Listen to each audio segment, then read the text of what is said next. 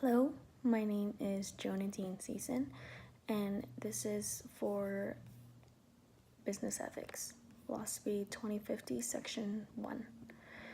So, violence in the media, is it good or bad? Violence in movies. When exposed to violent films, viewers are more likely to act and think more aggressively. And those that enjoy violence on the big screen are known to have aggressive reactions when placed in confrontational scenarios. And violence in video games, the general aggression model suggests that the simulated violence of video games may influence a player's thoughts, feelings, and physical arousal, affecting individuals' interpretation of others' behavior and increasing their own aggressive behavior. So basically, violence in video games and the amount of times that someone watches something, they become less and less afraid of it. They have become used to the violence. They show no feeling. They show no reaction to it anymore. Whereas, for example, pranking someone and giving them a scare, jumping out of behind a door, wouldn't scare someone as much as it would someone who doesn't play a lot of violent video games or watches violent movies. So let's experiment the philosophy. So Aristotle's philosophy that one must flourish to be the best that they can be is something that I saw that was experimented in the Bobo doll experiment.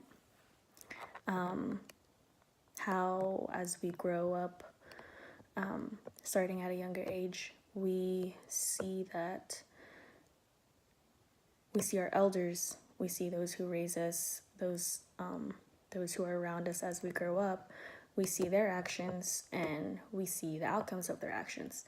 And some may be good, some may be bad, but we believe that if we copy those who have had good outcomes with their actions, that's who we follow.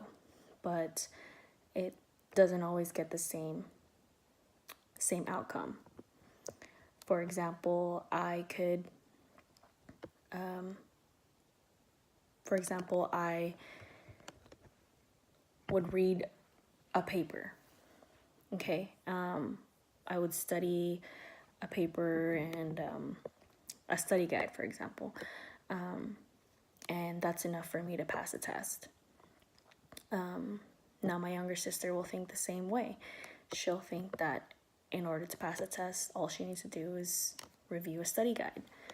But the way she learns is a lot different than I do.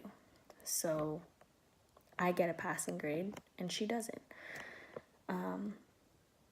So they think that at a young age they mimic those who are older because they believe those who are older know what is right or wrong. And on the question of Aristotle's philosophy is, will being exposed to violence in the media help become a better person? So that goes two ways.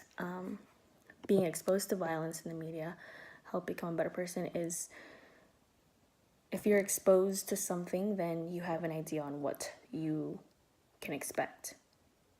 But if you're exposed to it, there's people who can see trauma from it, or who can find trauma from being exposed to that kind of violence. Every person is different. And another quote that he said was, "No great mind has ever existed without a touch of madness." So everyone's type of madness is different, and that's where I see that violence can be a good thing for some people, and for some people it can be a bad thing. And the premise of the Bobo doll experiment is that starting at a young age, like I said, we observe and mimic the actions of others. And these actions are what we perceive are appropriate or acceptable, quote unquote. We believe if it makes one person better off, it'll make the rest of us better off. And clearly that's not right. So, moving on to how watching enough video games, violent video games and violent movies, as these things are played enough times in our minds and watched enough, those who play these violent games tend to show less affection or feelings towards real life violence. Instead, they react as they would in a video game and resort to violence as well. So, like I said earlier in the beginning of my speech, those who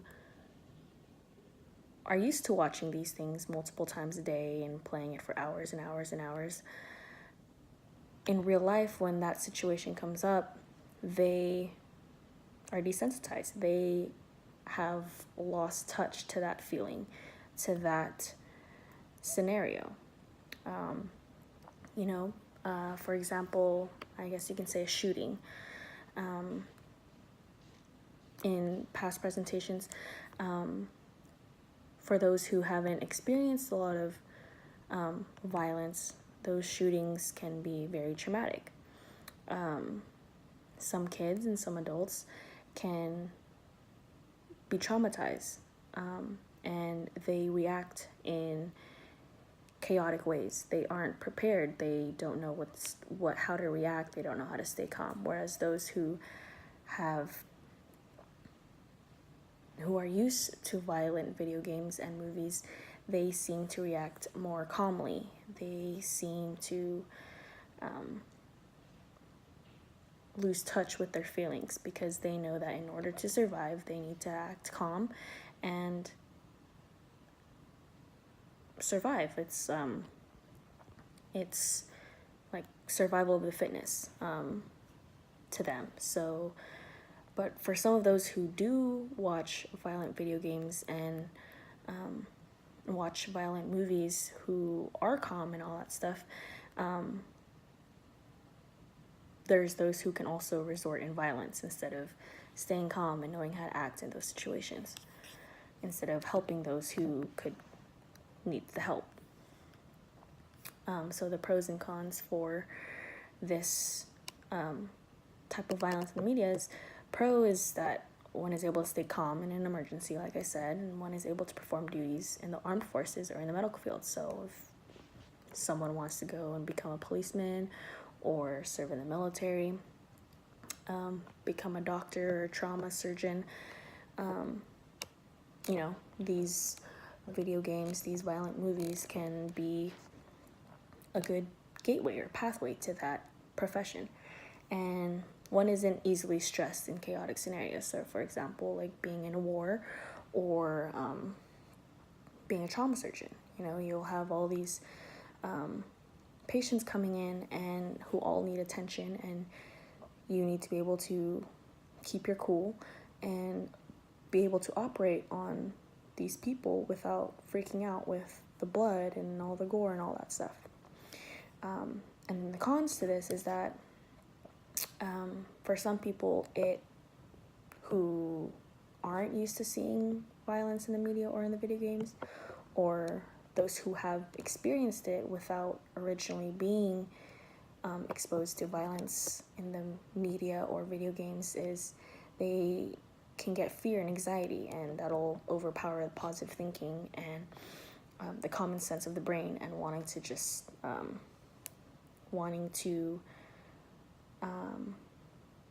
to freak out instead of staying calm and thinking about each step and what to do and how to go through a process.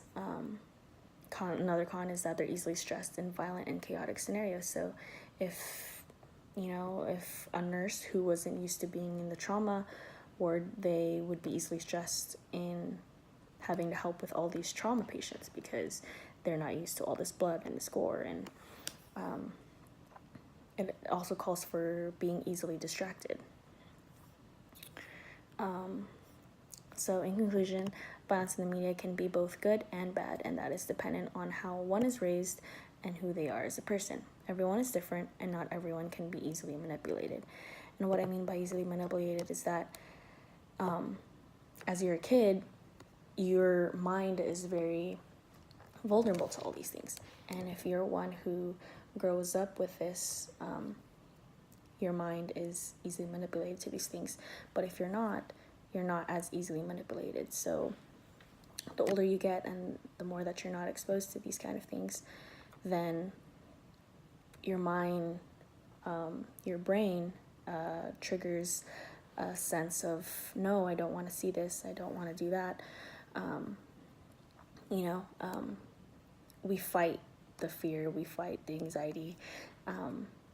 And yeah, so violence can both be good and bad. And thank you.